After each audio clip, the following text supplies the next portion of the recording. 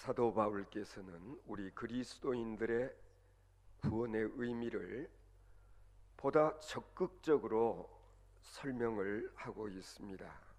예컨대 예수 믿고 구원받는다고 하는 것이 단순히 죄와 사망과 그리고 율법과 진노로부터 구원받았다고 하는 이런 소극적 입장에 머물지 아니하고 하나님의 자녀가 되는 데에 그리스도인 된 의미가 있다고 보다 적극적으로 오늘 본문 말씀 가운데 설명을 하고 있습니다. 이것은 구원이라고 하는 것을 즐기는 것이고 그리고 구원을 향유하는 것이다 라고 이해해야 될 것 같습니다. 하나님 자녀된 특권을 누리며 또 하나님의 자녀됨의 행복을 즐기는 것이 우리 그리스도인이다 라고 해도 좋을 것입니다.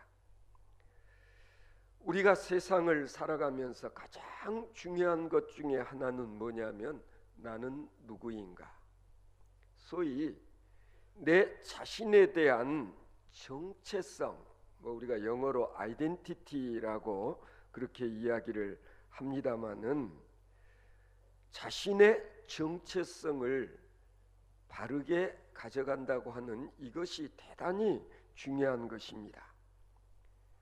사실 우리 인간을 보이는 그 자체만으로 평가를 한다고 하면 솔직히 동물들보다 더 나은 것이 별로 없습니다. 혹시 여러분들 구경하신 적이 있으신지 모르겠습니다만 저도 사실은 텔레비전에서 보았습니다. 소가 들에서 쟁기질을 하다 말고 송아지를 낳는 거예요. 그런데 놀라운 것은 어미 소로부터 갓 태어난 송아지 보면은요, 이게 금방 제 자리에서 일어서요.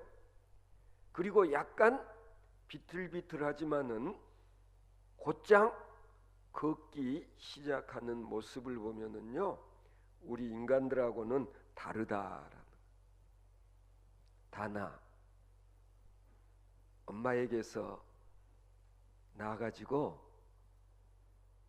스스로 걸을 수 있게 된 게 언제였는지 알아요? 최소한 10달 내지는 1년 정도 지나야 겨우 아장아장 걷는 게 우리 인간이거든요. 그리고 우리 사람들은 보면은요, 소위 홀로서기를 할 수 있는 나이, 이제는 엄마 아빠의 그늘로부터 벗어나서 내가 자립해서 살 수 있다. 당연히 몇 살쯤 되면 가능할 것 같아요? 고등학교 졸업하면 몇 살? 모르기는 해도 19, 20살쯤은 되어야 나름대로 내가 이제는 스스로 살아갈 수 있다라고 말할 수 있을 정도로 우리 인간들은 일정 기간 동안 양육받지 않고서는 사람 구실을 하기 어려운 거예요. 근데 짐승들, 동물들은 그렇지 않다는 점에서 우리는 동물보다 못하는 거예요. 뿐만 아니라 우리가 심리적으로도 그렇다고 할 수 있어요. 사람처럼 잔악하고 더럽고 그리고 악착스럽고 치사한 동물은 인간밖에 없다. 좀 독한 표현을 쓰자면 조직적으로 동족을 잡아먹는 유일한 짐승, 그게 인간이다. 동물의 세계에서는 절대로 자기 동족을 잡아먹질 않아요. 사자가 사자 잡아먹는 거 봤어요? 그런데 인간들은 그렇지 않다는 온갖 이간질, 배신, 그리고 자기 동료 할 것 없어요. 내가 잡아먹히지 않으려면 내가 먼저 공격을 하지 않으면 안 된다는 식으로 삶을 사는 게 인간들인 거예요. 그래서 다현이도 경험해 봤잖아. 가령 우리 친한 친구 몇이서 우리 중에 누구 왕따 시켰다고. 어떻게 보면 인간이기에 이런 일들을 하는 거예요. 소위 일본식으로 표현하자면 이지메라는 이런 일들도 인간들이 하는 몹쓸 짓 가운데 하나다라는 거예요. 그러나 우리가 신학적으로 인간을 이해하기 위해서 성경을 보면은요, 성경에서는 우리 인간을 어떻게 표현하냐면은 모든 피조물 중에서 유일하게 하나님의 형상을 따라 지음을 받았고, 그리고 우리 스스로 가끔 그런 얘기하잖아요. 우리 인간이 만물의 영장이라고. 실제로 하나님께서는 우리 인간을 정말 선하고 아름답게 지으시고 우리에게 그와 같은 역할을 감당케 하셨다.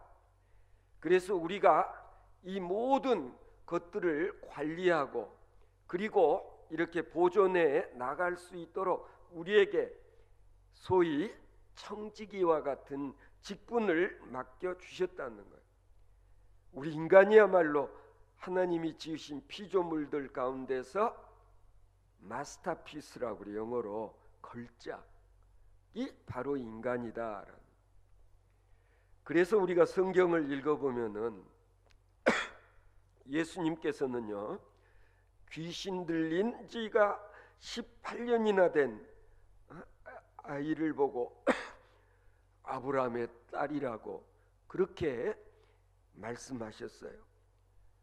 외형적으로 보면 불구자요, 그리고 미치광이요, 세수 한번 제대로 못하고 말도 제대로 못하는, 사람이라고 보기에는 부족한 것처럼 보이는 한 소녀를 향해서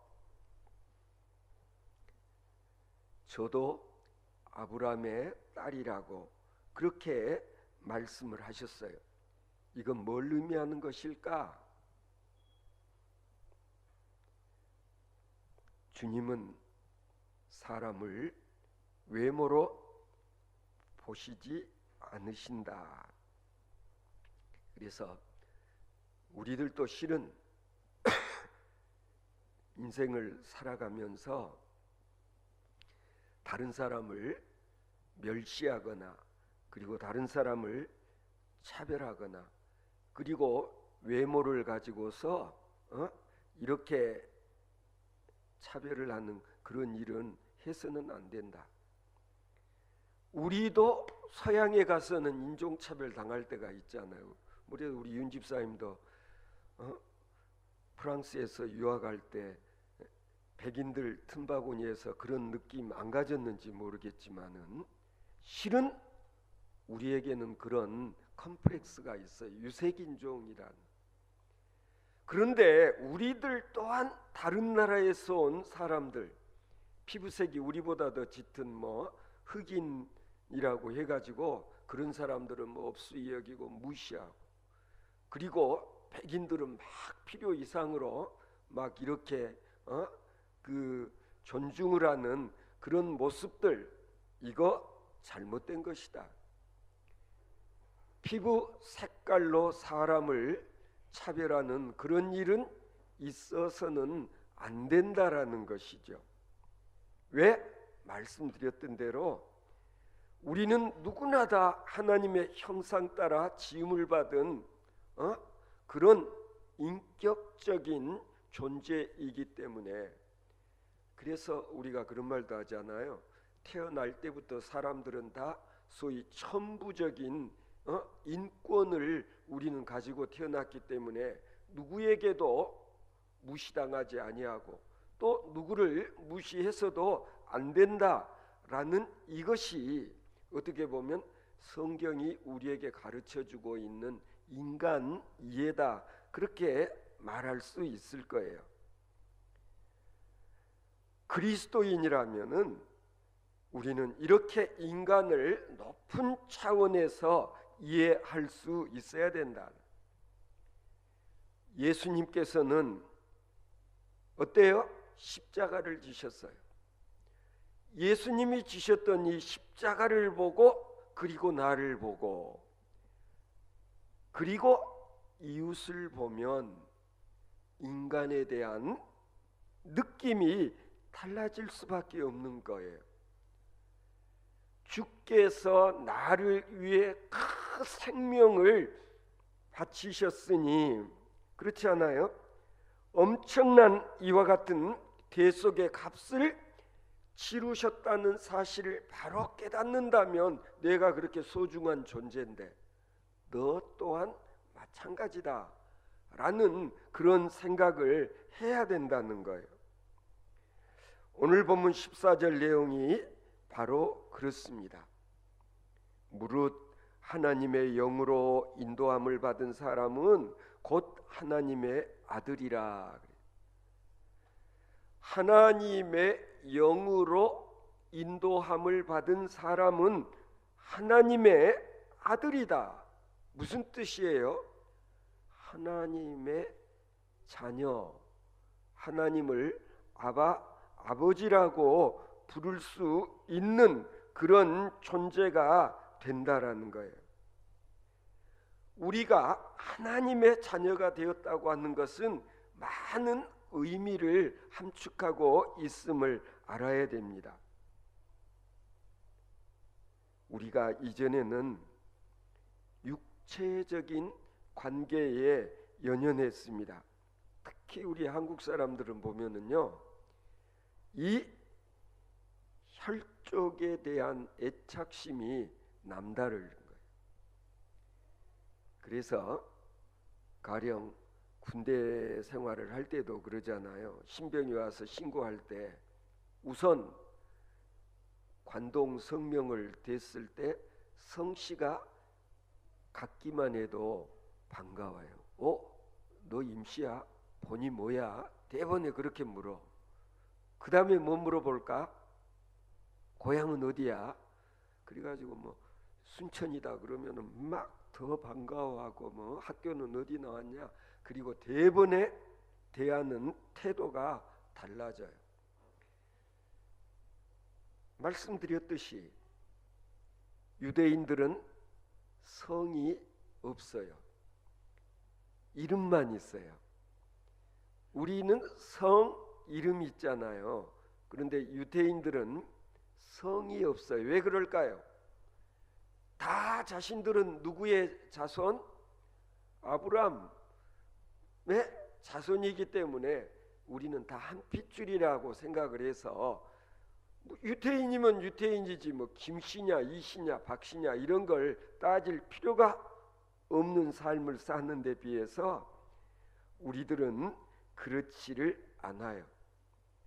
방금 전에도 말씀드렸던 대로 때로는 피부 색깔이 다르다는 이유만으로도 때로는 차별을 하고 때로는 무시를 하는 그런 일들이 가끔씩 있지 않습니까? 그런데 우리 그리스도인은 그렇지 않다. 뭐가 다른가? 뭐가 다를 것 같아? 우리 예수 믿는 사람들은 이런 혈족, 성이 같다, 성이 다르다 이런 걸 전혀 문제 삼지 않는다. 왜? 우리는 예수를 믿는 그 순간부터 그리스도 안에서 우리는 다 뭐가 돼? 한 형제 자매가 되어진다는 사실을 우리는 인정하기 때문에, 적어도 교회 안에서는 성씨 이게 전혀 문제가 되지 않는다는 거예요. 김 씨는 김 씨끼리 놀고 이 씨는 이 씨끼리 놀고 그렇지 않다는 거예요. 하나님은 창조주이시며 그리고 사랑의 아버지시고 구원의 주가 되시며 하나밖에 없는 아들을 이 세상에 보내셔서 십자가 위에서 죽게 하셨다. 다나 예수님이 왜 십자가에서 죽으셨어? 맞아, 저렇게 다나는 물어만 보면 그냥 척척이요. 우리 죄를 씻어 주시기 위해서, 용서해 주시기 위해서 아들을 대신 희생 제물이 되게 하신 하나님, 우리는 그 하나님을 하늘 아버지, 아버지라고 그렇게 고백을 한다는 것.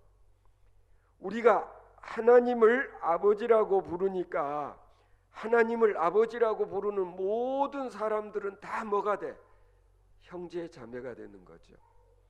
우리 조 권사님 어제 교회 안에서는 우리는 누구를 보고도 남자는 형제님, 여자들끼리는 뭐 자매님 그렇게 호칭을 한다.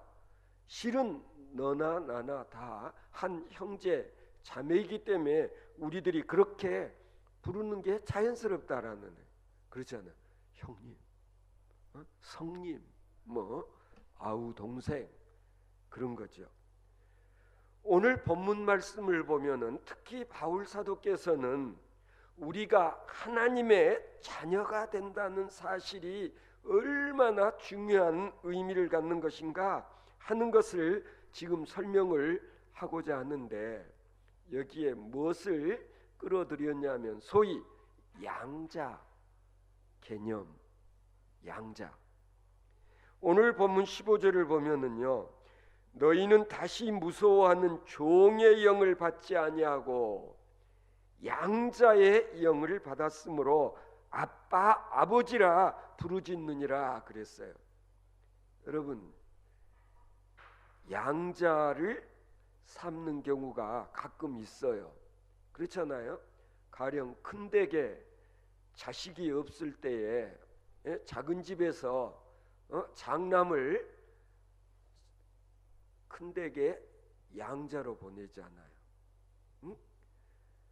양자로 보내는 그런 경우를 보면은 분명히 내 자식이지만 형님 댁에 일단 내 아들을 양자로 입적을 시키고 나면은요, 그때부터는 내 장남은 내 아들이 아니에요. 호적상 이건 큰아버지의 아들이 되는 거예요. 아버지와 어머니가 나를 양자로 삼아 주기만 하면은 그때부터 관계가 어떻게 돼? 이제부터는 내 아버지 어머니요, 나는 이분들의 자식이 되는 거예요. 이게 소위 양자 개념이라는 거예요. 양자가 되는 자가 어떤 자격을 가지고 아들의 권리를 획득하는 것이 아니라 부모가, 양부모가 나를 너 이제 우리 집의 아들이다 라고 인정하고 호적에다 올리기만 하면 그때부터는 나는 이분들의 아들이 되는 거예요. 그래서 모든 법적인 권리를 다 행사할 수가 있어.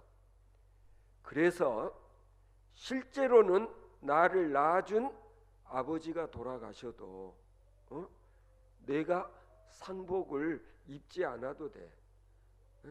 내 동생들이 상복을 입고 상주도 내 바로 아래 동생이 상주가 되지 내가 안 되는 거야. 그게 양자 관계인 거죠. 뿐만 아니라 양자가 되면 우리 양 부모님들의 모든 재산, 이거 누구 거? 누구 거가 될까? 다음에 다 내 거야. 응? 나는 양자가 되었다는 사실 하나만으로 우리 부모님들, 실은 양부모지만 다 내 거야. 양자는 바로 그런 권리를 갖는다라는 점을 지금 사도 바울이 인용해 가지고 우리 그리스도인들은 실상은 하나님이 우리를 양자 삼은 것과 마찬가지로 다 우리가 하나님의 아들이 되고 딸이 된다라는 거예요. 자, 우리가 하나님의 양아들이 되고 양녀가 되어지면은요, 그때부터 우리는 엄청난 특권을 누릴 수가 있어요. 첫째는 하나님을 뭐라고 불러? 은효. 우리가 하나님을 뭐라고 부를 수 있어? 응? 하나님 할아버지 그래? 아니지. 우리는 하나님을 누구라도 다 아빠라고 부를 수가 있어. 아빠. 그래서 한때는 뭐 김대중 대통령이 예수님을 형님이라고 그랬다고 해가지고 구설수에 오른 적도 있었는데요. 따지고 보면 맞지 않습니까? 그렇죠? 예수님이 하나님의 아들이니까 예수 믿는 우리는 다 예수님을 형님이라고 해도 틀린 거 아니잖아요. 근데 좀 어감이 이상했던지 그때 좌우지간에 조금 구설수가 있었어요. 진짜 우리는 하나님께서 우리를 찜하시고 너 오늘부터 내 아들이다 내 딸이다 하면은요, 다 우리는 한 형제 자매로서의 그런 특권을 누리게 되는 거예요.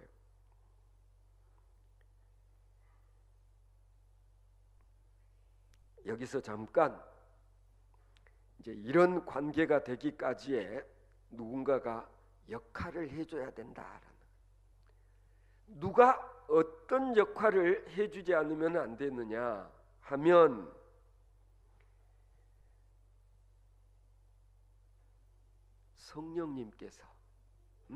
성령님께서 도와주셔야 되는데, 성령님은 우리들을 위해서 중요한 세 가지 역할을 하신다. 첫째는 우리 모두로 하여금 중생을 체험할 수 있도록 도와주시는 게 누구냐? 성령님이 그런 일을 하신다는 거예요. 우리가 예수를 믿고 그리고 예수로 말미암아 하나님의 자녀로 태어난다는 것, 이게 뭐냐? 중생, 거듭남, 영어로는 born again, 그렇게 표현을 해요. 믿음으로 말미암아 의롭다함을 받는 것, 사실은 이것도 성령님께서 도와주시지 않으면은 불가능한 일이다. 두 번째로 성령님은 내가 하나님의 자녀가 되었다고 하는 소위 정체감을 가질 수 있도록, 야 이제 내가 진짜 하나님의 아들 됐어, 내가 하나님의 딸이 됐어 하는 것도 성령님께서 도와주시지 않으면 이런 확신을 갖기 어렵다라는 거예요. 오늘 16절 말씀이 바로 그런 내용이라는 거죠. 성령이 친히 우리의 영과 더불어 우리가 하나님의 자녀인 것을 증언하시나니, 성령님께서 증언해 주시지 않으면 우리가 이런 확신을 갖기가 어렵다는 거예요. 우리 모두가 하나님의 자녀라는 것을 성령님께서 이렇게 우리로 하여금 깨달을 수 있게 해주신다, 믿을 수 있게 해주신다라는 거예요. 그리고 세 번째로는 성령님께서는 우리가 하나님의 자녀로 성장할 수 있도록 도와주신다. 그걸 소위 문자를 좀 써서 이야기하자면 성화의 과정을 가게 하신다, 그런 표현을 쓸 수가 있어요. 그래서 우리는 하나님의 자녀로 자라게 되고, 그리고 하나님에 대한 지식도 더 쌓여져 가고, 그리고 우리들의 인생관, 우리들의 세계관도 달라지는 거예요. 하나님이 내 아버지라니까 이런 믿음을 갖고 사는 사람들은 이게 달라진다는 거예요. 의식이, 사고가, 관이 달라진다는 거예요. 관이 달라져. 그러니까 예수 안 믿는 사람들과 믿는 사람들은 뭐가 다르냐? 소위 말해서 세계관이 달라지고 인생관이 달라진다. 그런 표현을 쓸 수 있는 거예요. 뿐만 아니에요. 예수를 믿고 나면은요, 참 많은 변화가 따라와요. 그래서 제가 여러 차례 이야기했죠. 가령 교회 나오세요. 아이고 저는 아직도 술 담배를 끊지 못해서요. 그런 분들이 의외로 많잖아요. 아 그러세요? 그러면 끊게 되면 오십시오. 저는 그렇게 이야기하지 않아요. 그거 상관없습니다. 그냥 나오셔도 됩니다. 제가 이렇게 자신 있게 말할 수 있는 이유는 뭐냐? 처음에는 예수를 내가 믿는다고 그렇게 신앙 고백을 하지 못해도 좋아요. 믿음이 없어도 상관이 없어요. 일단 나와 보시라니까요. 왜?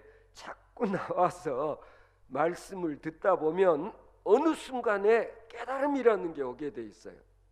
소위 불교식으로 말하자면 득도, 해탈의 경지에 이를 때가 있다라는.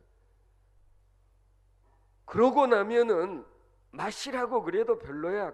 뭐 끊으라고 할 필요도 없어. 저절로 담배 냄새가 싫어진다는, 술 냄새가 싫어진다라는.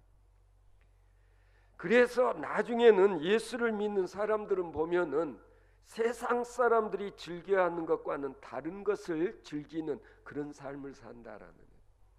뭐 어제만 해도 우리 모처럼 송구 영신 예배 전에 우리가 좀 오락도 하고 또 즐거운 시간도 보내고 그러고 우리 예배 드리자 그랬는데, 다른 예를 들어서 뭐 교인들이라고 해서 뭐 대중가요라든지 가요라든지 뭐 팝송이라든지 뭐 이런 건 전혀 나는 안 하고 산다, 안 듣고 산다 아니지 않아요.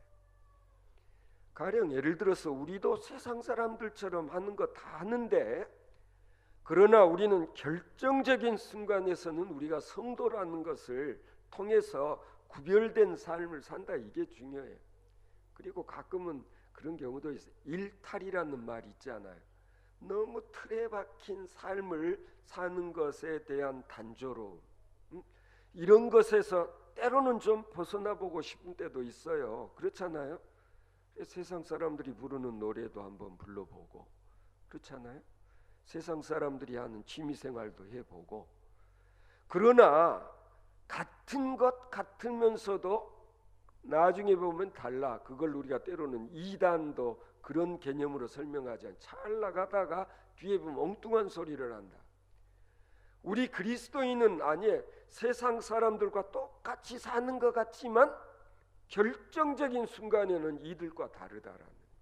그게 뭐냐? 성도예요. 성도들은 결정적인 순간엔 다르다.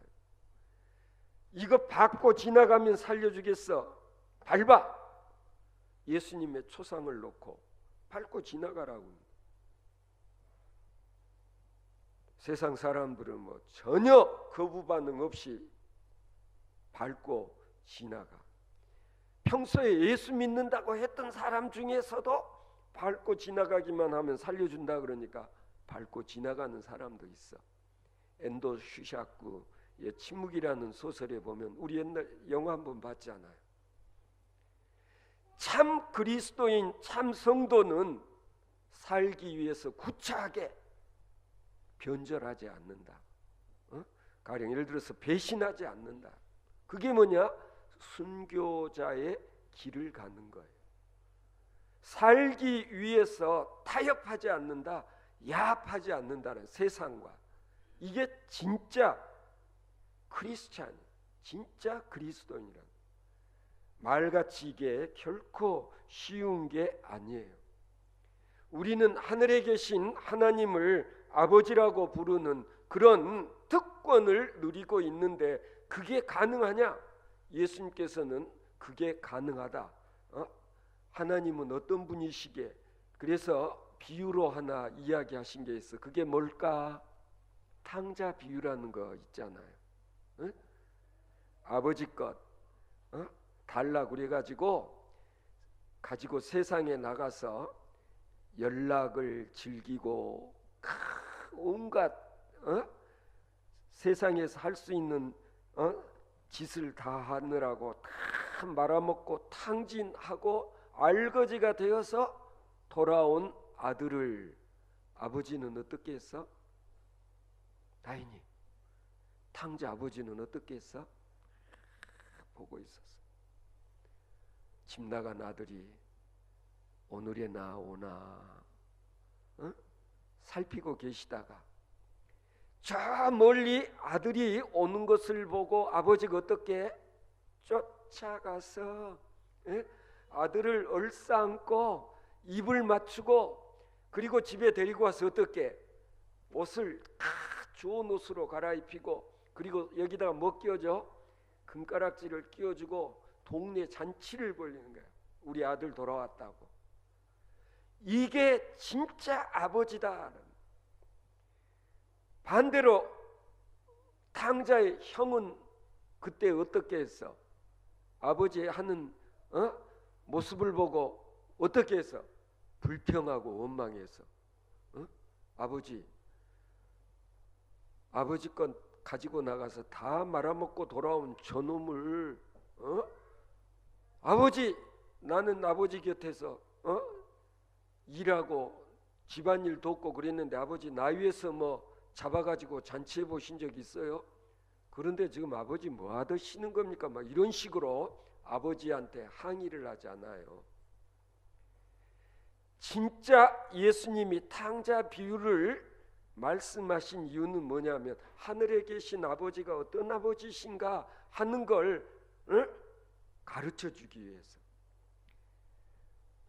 하나님은 정말 우리가 이쁜 짓을 하고 그리고 하나님 아들 된 그런 노릇을 했기 때문에 아들 삼고 양자를 삼는 게 아니다라는 거예요. 자격이 전혀 없어. 아버지 것 다 탕진을 했고 그리고 알거지가 돼서 거지가 돼가지고 돌아온 아들이었음에도 불구하고 아버지는 그 아들을 기다렸다가 돌아온 탕자를 다시 아들로 삼아 주셨다. 왜 그랬을까?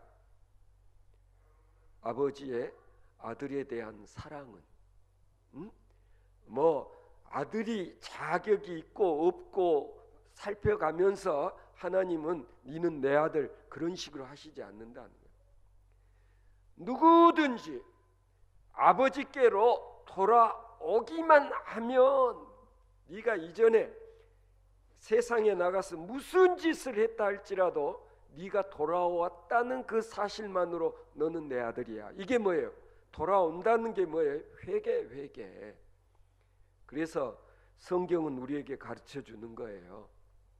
회개하기만 하면 하나님은 다 용서하시고 용납하신다라는 게 성경이 우리에게 가르쳐 주고 있는 교훈이에요.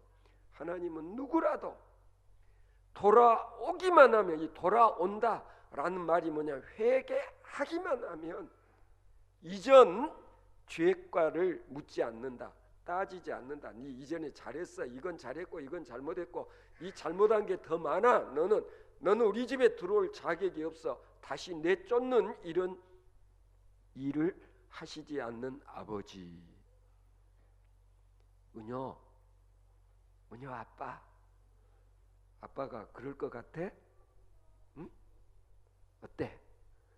은효가 막 나쁜 짓 많이 하고 그리고 집에 돌아왔는데 아빠가 다 용서해주고 나를 딸로 집에서 살 수 있게 해주실까? 응?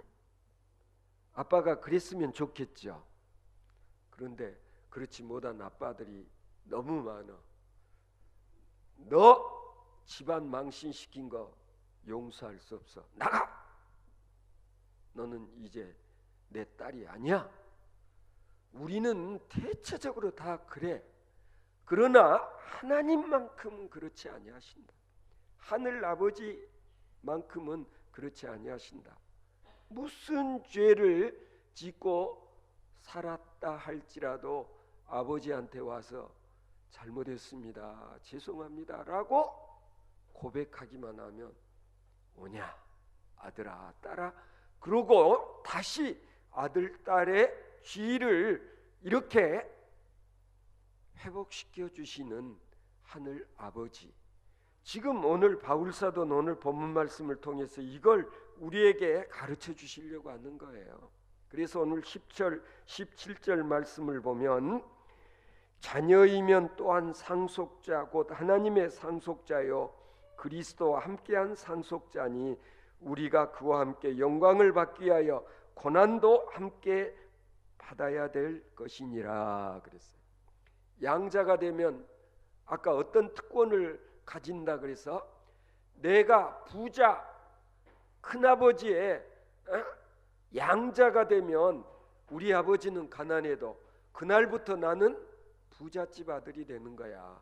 그래서 내 양아버지의 모든 재산이 다 누구 거? 내 거. 내 거. 바로 이게 양자가 갖는 특권인 거예요. 그래서 여기 보면 이 17절 말씀의 뜻이 바로 그렇다는, 그런 특권을 누리게 되었으니 이제는 어떻게 해야 돼요? 이게 그냥 된 거냐? 아니야. 누구 때문에? 예수 그리스도로 말미암아 내가 이런 특권을 누리게 되었으니까 이제는 어떻게 해야 될까? 다나 예수님 때문에, 예수님으로 말미암아 내가 하나님 아버지로부터 이런 정말 은혜를 잊게 되었으면 이제 내가 어떻게 살아야 될까? 예수님 때문에 내가 이런 이런 은혜를 잊게 되었으니까 이제 어떻게 해야 될까? 값을 해야 되는데 그게 뭐냐? 예수님 말씀, 예수님 가르침대로 살아야 된다. 예수님이 날 위해서 무슨 길을 가셨어? 무슨 길 가셨어? 좁은 길, 십자가의 길을 가셨으니까 이제 나도 그 길을 가야 되겠다. 나도 예수님이 가신 길을 가야 되겠다. 나도 예수님처럼 살아야 되겠다. 이게 뭐야? 그게 진짜 그리스도인이. 그렇지 않아? 아빠 엄마가 우리 위해서 매일매일 직장에 나가서 고생하고 일하시고 그러니까 엄마 아빠가 우리 때문에 저렇게 고생하신 거 생각해서 어떻게 해야 되겠어? 아빠 엄마 말 어떻게 해야 되겠어? 잘 들어야 돼야 하는 거 아니야? 엄마 아빠 말에 순종해야 되겠지. 바로 바울 사도께서 그걸 이야기하고자 하는 거예요. 성도 여러분, 우리가 예수 그리스도로 말미암아 하나님의 상속자가 되었으니만큼 영광도 그리스도와 함께, 그리고 고난도 그리스도와 함께 기꺼이 감수하는 하나님의 자녀 되어질 수 있어야 한다. 땅땅. 고향 아버지 집에 돌아오면 어때요? 그 편안함, 그 아버지 집, 고향 집에서 느낄 수 있는 그 편안함. 집 나가면 고생이다 그런 말 실감나게 경험한 적이 다현이는 있지. 수학여행 갔다 온 적 있잖아, 그치? 수학여행 가보면 뭐 아무리 좋은 곳에서 잠을 자도 집에서만큼 편안하지는 않지. 우리 다현이한테는 아직 청개구리 심보가 좀 남아있네. 알아? 여러분 이렇게 대답한다는 것을 표현은 방금 그렇게 했어도 다현이 마음속에는 그래요. 아빠 엄마 그래서 기뻐하는 것 보여줄 수 있도록 하기 위해서 내가 공부도 더 잘해보려고 애도 쓰고 쉽게 되지는 않지만 그렇지. 그래도 아빠 엄마가 내 공부 잘하면 좋아하니까 그래도 잘해보려고 애쓰고 노력하는 이유 마찬가지. 예수님이 정말 나 때문에 십자가 위에서 저런 고통을 당하시고 죽임을 당하시기까지 했으니까 내가 예수님 말씀 따라 살아야지. 이게 정상이다 라는 걸 바울 사도께서는 오늘 우리에게 교훈하고 있는 것입니다. 따라서 영광도 주님과 함께, 고난도 주님과 함께 이렇게 감당하는 하나님의 자녀들 되어지실 수 있기를 바랍니다.